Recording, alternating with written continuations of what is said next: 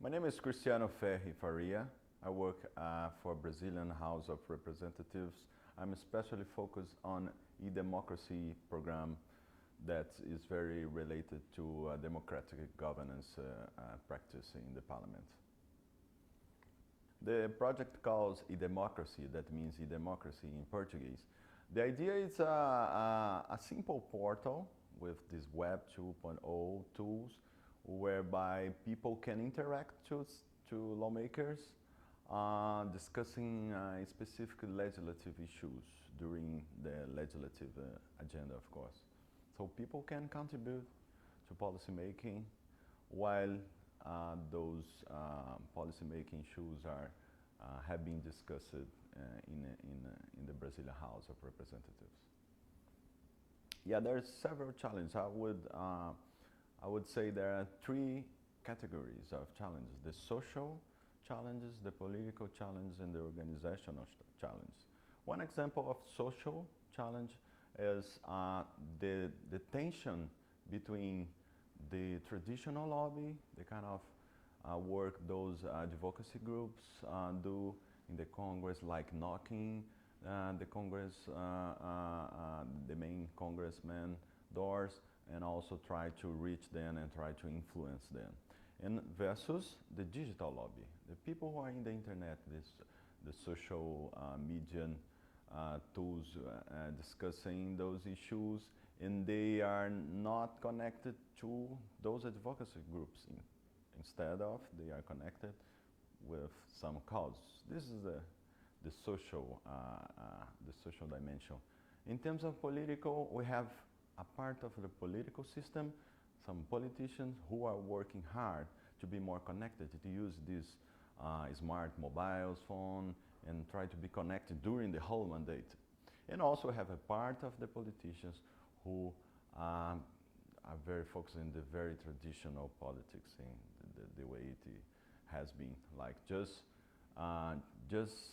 give your attention, just give me your attention during the voting moment, and after that I'll have some independence to work as a parliamentarian.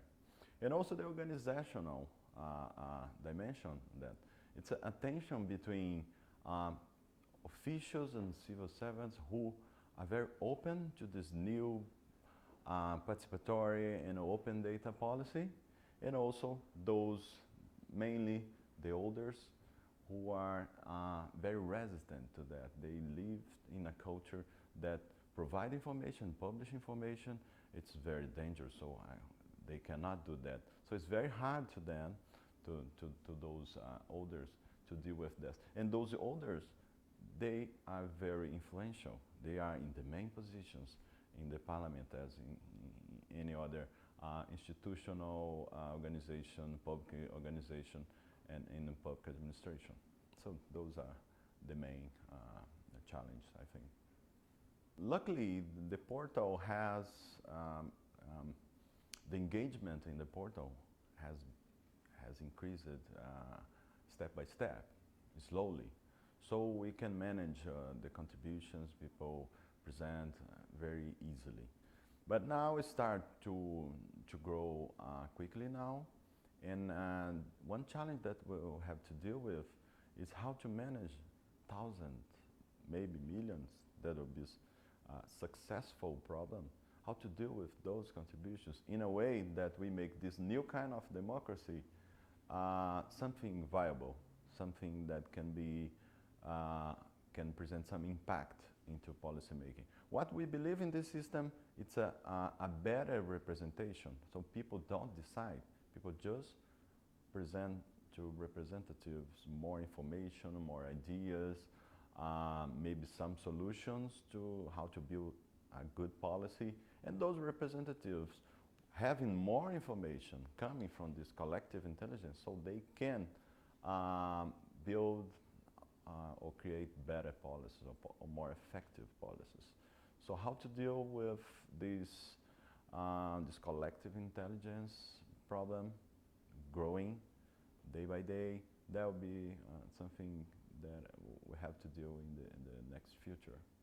Yeah, the declaration of parliamentary openness was and has been very useful for us because, of course, some politicians in Brazil and some civil servants who work in the parliament, they are not aware of those discussions of open data policy and social monitoring, and all this revolution that has happening throughout the world.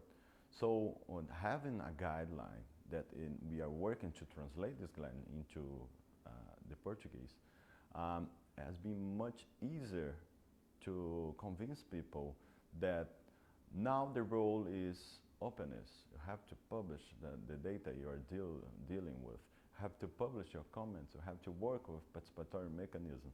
And this guideline just help to support other or very recent Freedom Information Act that these two things are making much easier this work of transforming the parliament in much more open and institutional. This conference has been wonderful, and I'm very impressed with how organized it is and how National Democratic Institute could put some of the best innovators in from different perspectives, from different institutions, from government, from academia, and from civil society, and also some entrepreneurs, to discuss the most challenging issues regarding democratic governance. So it has been a great opportunity to learn from the others and also to share our experiences in those issues. I think the results are going to be very useful, not only for all of us who are working with that, but all the community, the world community, who need to deal with those issues.